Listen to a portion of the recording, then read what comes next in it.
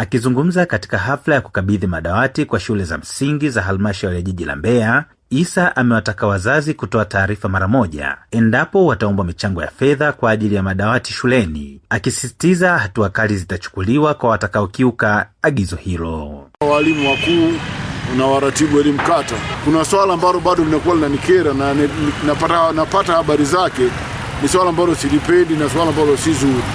Bado kuna baadhi ya shule zetu afisa elimu, kuna walimu wanaozunguka wazazi wanataka kuchangisha swala la madawati. Naomba swala la kuchangia madawati kwa wazazi likome.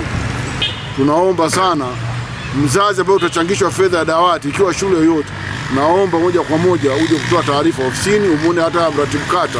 Hili swala kuna baadhi ya watu ambao si waaminifu wanataka kuchafua baadhi ya watu wengine ambao ni waaminifu. Kwa hiyo nikuombeni sana swala la madawati wazazi msichangie. Kwa upande wake, afisa elimu msingi wa jiji la Mbeya, Anderson Mwalongo, amesema zaidi ya shilingi milioni 130 zimetumika kutengeneza madawati ambapo yamesambazwa awamu 2, ikiwa ni sehemu ya jitihada za kuboresha mazingira ya kujifunzia kwa wanafunzi wa shule za msingi. Ndugu zangu, ametupatia shilingi milioni 131 kwa ajili ya utengenezaji wa madawati 2910. Na katika madawati haya tumeyatengeneza kwa awamu kubwa 2.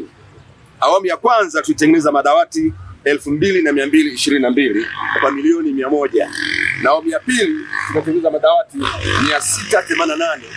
Kwenye zoezi la madawati, kama tukienda vizuri na sisi tukaendelea kuyatunza vizuri, tutakuwa na upungufu wa madawati yasiyozidi 1600, ambao kwa mkakati ambao upo sasa wa kutupatia tena milioni 50 zingine za madawati, maana tatizo la madawati kwenye shule zetu linakwenda kuisha.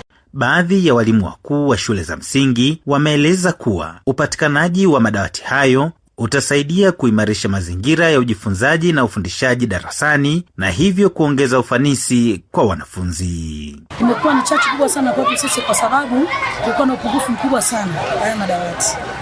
Lakini kupitia hivi wanavyotufanyia kutupa hata kwa awamu, inatusaidia sana kupunguza hasa ule mrundikano wa wanafunzi katika dawati moja, lakini pia hata wale wa kukaa chini.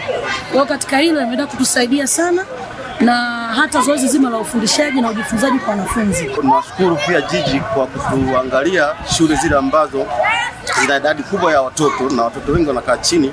Lakini kwa leo tunashukuru kwa kupata madawati 40 yataenda kusaidia kupunguza msongamano wa watoto kukaa dawati moja watu 5 au 6. Kwa sasa hivi wataenda kukaa watoto 3.